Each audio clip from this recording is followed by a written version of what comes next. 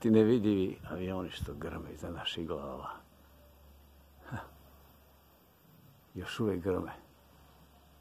Čiji su to avioni?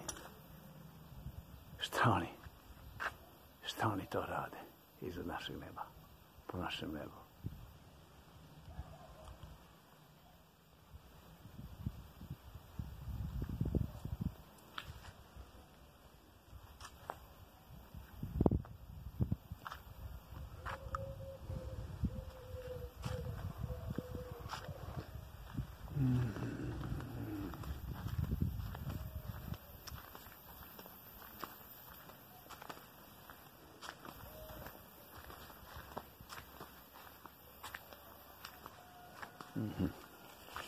Evo, ovdje ima dovoljno lišća da zaštiti svaku glavu.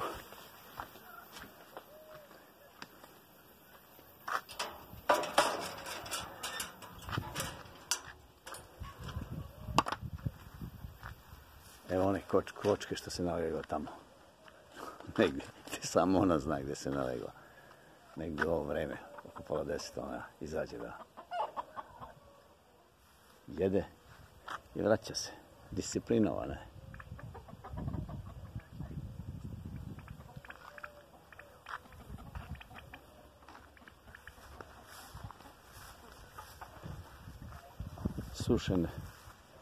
Suša je neopisiva.